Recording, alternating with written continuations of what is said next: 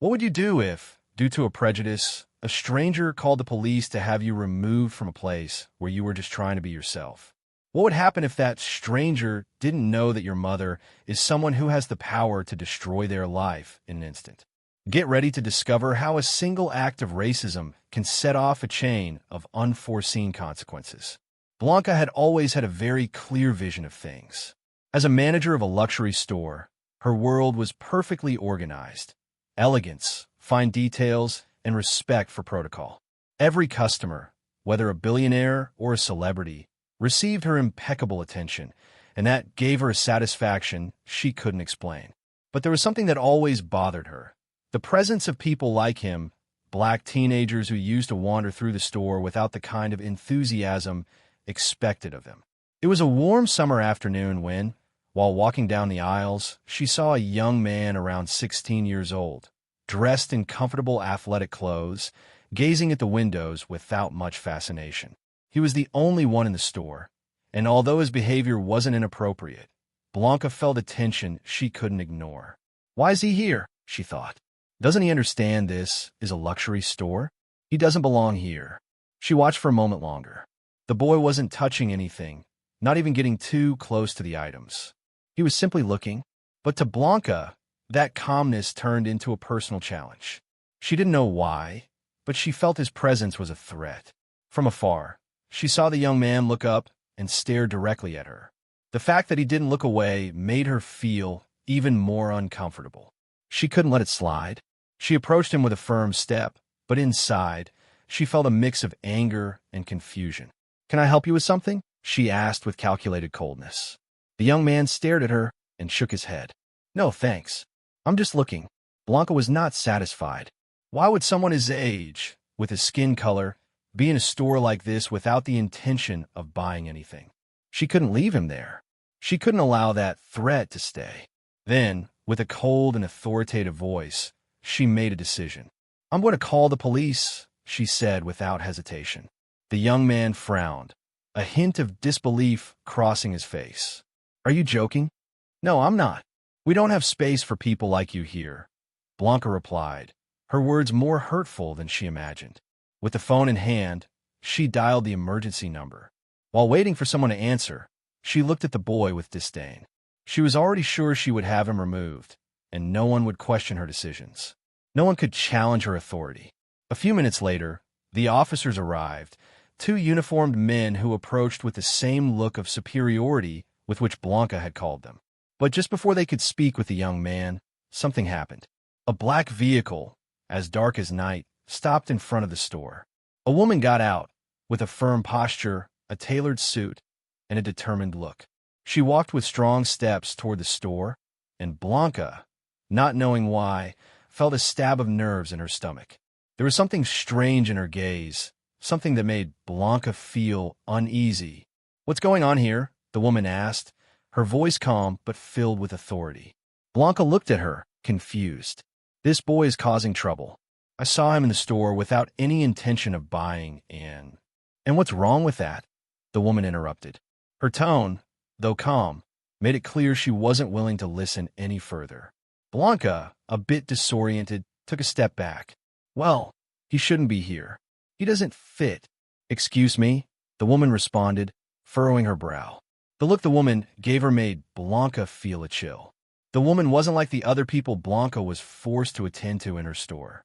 She radiated power, a silent power, the kind of power that Blanca didn't understand but somehow made her feel like a small child in front of an adult. "This young man is here because he has the right to be.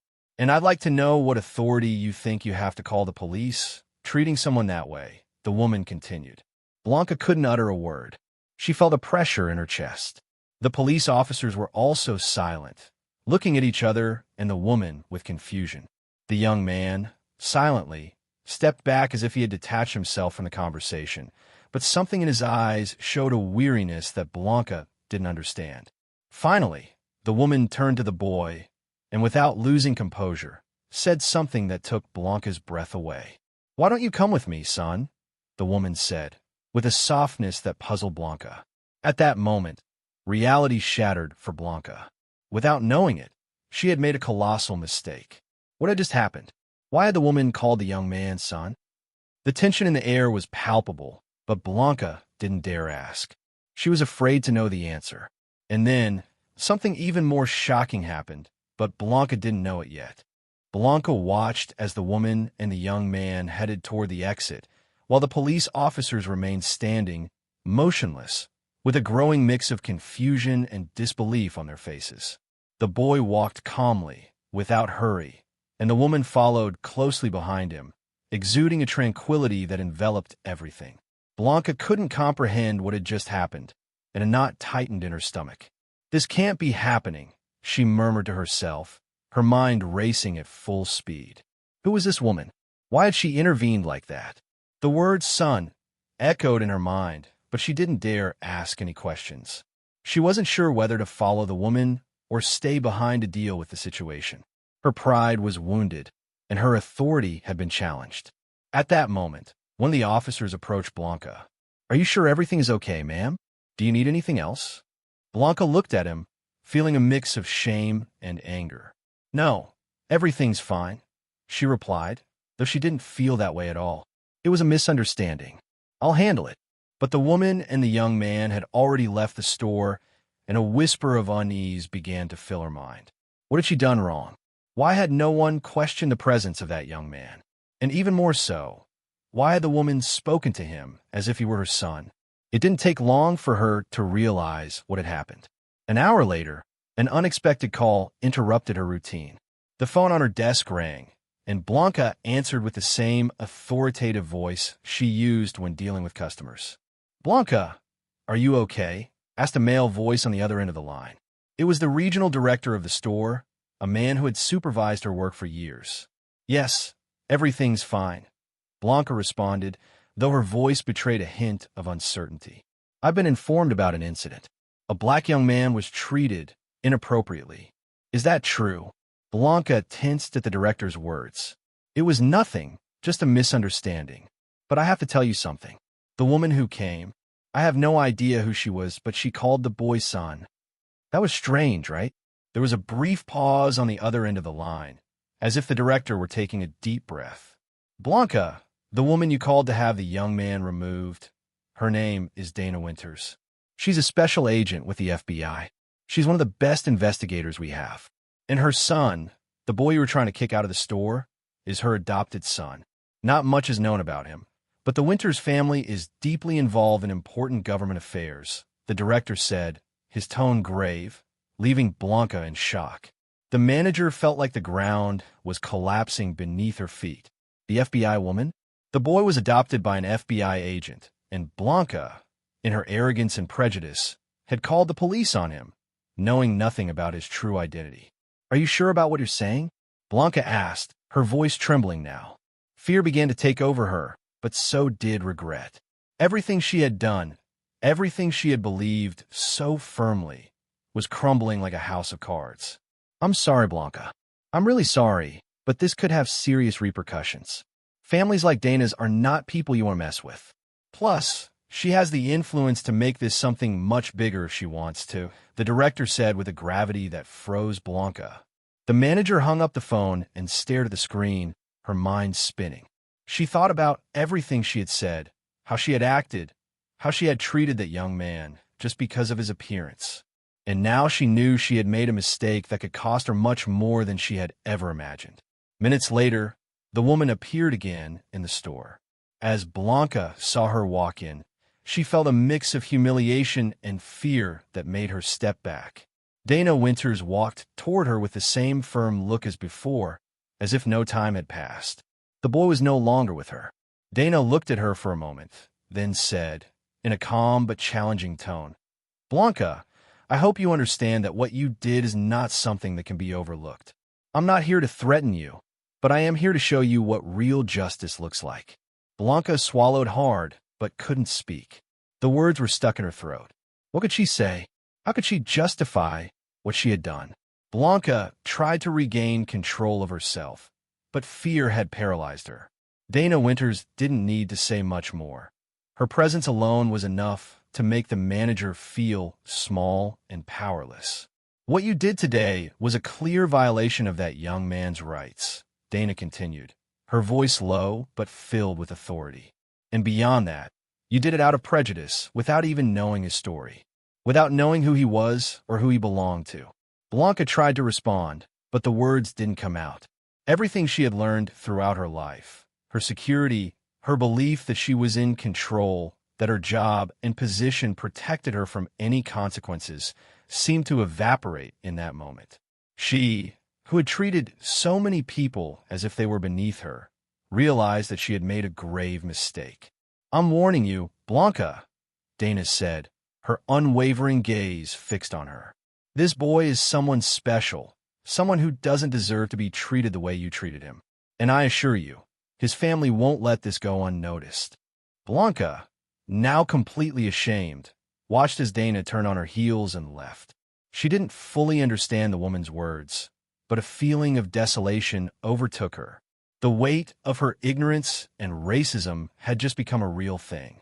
The next morning, Blanca was called to an urgent meeting with the regional director and senior management of the store.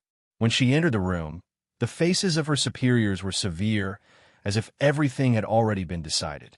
The director, in a tone that left no room for doubt, informed her that they had received multiple complaints about her treatment of the young man and that the company could not allow someone with that mindset to remain on their team. Blanca, this type of behavior is unacceptable. We've decided to terminate your contract immediately. Your attitude has jeopardized the store's reputation, and we can't allow this to happen again. Blanca tried to defend herself, but the words faded away. She no longer had control over the situation. Everything she had built in her career, all the image of professionalism she had forged, crumbled before her eyes. The call to the police, the discrimination against the young man, it had all led to her ruin. There was no way to escape the consequences. Meanwhile, the young man, whose name was Malik, found himself in a much warmer place than the cold luxury store. By the end of that same afternoon, Dana picked him up in her car and took him home, where the atmosphere had always been one of love and support. Malik had been adopted by Dana and her husband when he was just 8 years old, and although he had grown up facing many challenges, he had always felt the unconditional support of his family. "Are you okay, son?" Dana asked him as she drove. Malik nodded, though he knew that what had happened in the store had affected him. But with Dana by his side, he knew that no matter what the world said, he had the love and protection of his family, and that was what truly mattered. The next day, at breakfast, Dana told Malik with a smile full of confidence, "You know I'll always be here for you, right?" Malik nodded, his eyes shining with gratitude. "I know, Mom. Thank you." Despite the pain of what had happened in the store, Malik began to feel something much stronger, the power of his own identity. And despite Blanca's cruelty, he knew that there was something much bigger than any prejudice or discrimination. He had a family who loved him and supported him, and that made him stronger every day. As for Blanca, she was left without a job, without a reputation, and with a deep regret that would accompany her for a long time. The lesson she had to learn was harsh, but necessary. Malik's story, the young man she had despised, continued to bloom, full of hope and love, while she faced the consequences of her own ignorance. Malik had been treated unjustly, but thanks to his family, his future remained bright, full of opportunities. And Blanca, on the other hand, would learn that racism and prejudice not only destroy others' lives, but also ruin one's own.